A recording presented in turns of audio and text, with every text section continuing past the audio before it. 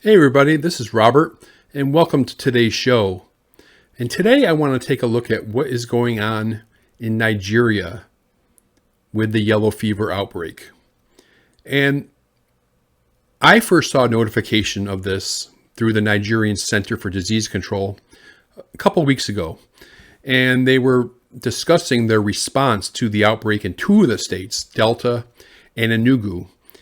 And it says the Nigerian Center for Disease Control, or the NCDC, is currently supporting the Delta and Enugu state governments in response to a suspected outbreak of yellow fever. This is following reports of a sudden spike in cases, fatalities in some communities in both states. And they started getting reports on November 2nd and 3rd. Of cases, symptoms indicative of viral hemorrhagic fever. Other symptoms they were reporting were fever and headache and fatigue, jaundice, vomiting with and without blood, among others. On November 6th, 3 samples from Delta and 1 sample from Enugu tested positive for yellow fever at the NCDC's reference laboratory. And then, of course, more have been tested since. State epidemiology teams are leading the response with support from the NCDC and global organizations like the World Health Organization. So let's go ahead and take a little closer look, because the World Health Organization put out a disease outbreak news report yesterday, and they say reports of a cluster of deaths from the undiagnosed disease were notified on November 1st through event-based surveillance in 2 states, Delta and Enugu, located in southern Nigeria. The Delta State Health Surveillance System had been informed of the outbreak on October 30th, following a cluster of deaths presenting with similar symptoms.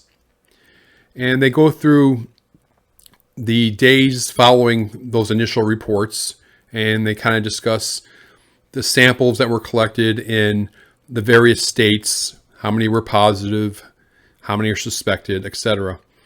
And then they go on to say that the outbreak now encompasses 5 states in Nigeria, and that's Delta, Enugu, Bauchi, Benue, and Ebonyi.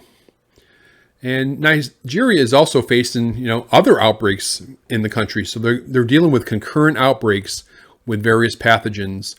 And probably the one that would have symptoms most like yellow fever would be Lassa fever. And most of these states are battling Lassa fever at the same time. So that's one thing they have to take care of. Another concern is the relative proximity of some of these states like Delta and Enugu and others. The proximity to Lagos, which is a huge city. It's about 15 million people. It's by far the largest city in Nigeria. It's one of the largest cities in the world. So this is an added concern. Though population movements and the risk of spread may have been reduced by COVID and the COVID responses and context, but right now there's no data to support this. So spread has to be monitored. Now, the COVID-19 response efforts demand an extraordinary amount of time and resources from the country's health system, while lockdowns, travel restrictions, and other mitigations to slow the spread have severely disrupted access to core essential health services. So this has become a problem. It's the COVID outbreak has made it difficult to conduct mass vaccination campaigns. So all these things kind of combined together could be hampering or causing issues with this response to yellow fever. And this is from the Nigerian Centers for Disease Control, and it's their latest situation report that came out on November 18th. And they did say that there are ongoing reactive mass vaccination campaigns in Bauchi, Delta, and Enugu states. And Now also Benue, which just started this week. So they're starting this preventive mass vaccination campaign in these areas that are seeing clusters and outbreaks. Now, since the year began, Nigeria has seen a total of over 1,500 suspected yellow fever cases, with 46 being laboratory confirmed. This is from 62% of the local government units across all of the different states in Nigeria. So the 46 confirmed cases were reported from 14 local government units across 8 states, the 5 we mentioned and 3 others. So it's a pretty big concern that's going on right there in Nigeria. And let me get a death toll that goes along with this. The number of fatalities that among the confirmed cases has been 6, or 15% of the total confirmed cases. So that's what we're looking at in Nigeria right now, and that's something the website outbreaknewstoday.com, this podcast, and the YouTube page will be keeping a close eye on. What about yellow fever? What is it? Well, yellow fever is an endemic-prone mosquito-borne vaccine-preventable disease that's transmitted to humans by the bite of infected mosquitoes, right? So it's caused by an arbovirus, and it's transmitted to humans primarily from the bite of an infected Aedes aegypti mosquito, though it's not exclusively Aedes aegypti.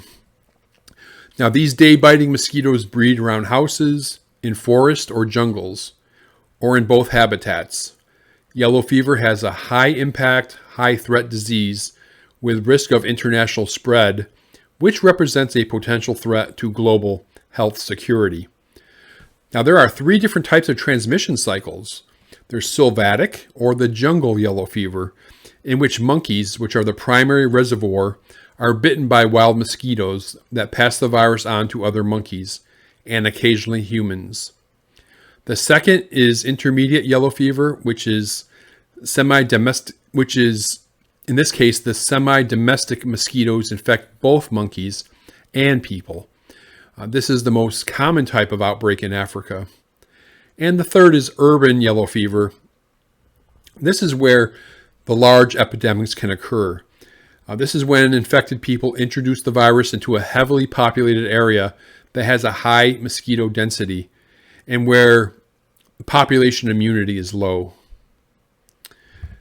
And the key thing for prevention of yellow fever is, of course, the vaccine.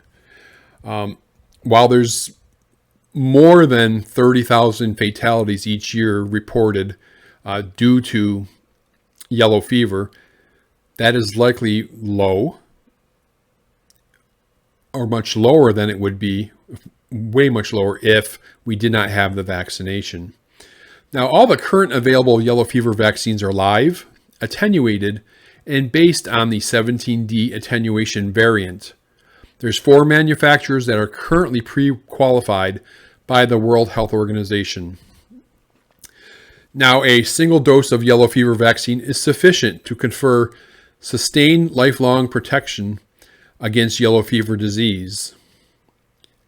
In view of the ongoing transmission of yellow fever virus and the proven efficacy and safety of yellow fever vaccination, the World Health Organization recommends that all endemic countries should introduce yellow fever vaccine into their routine immunization programs.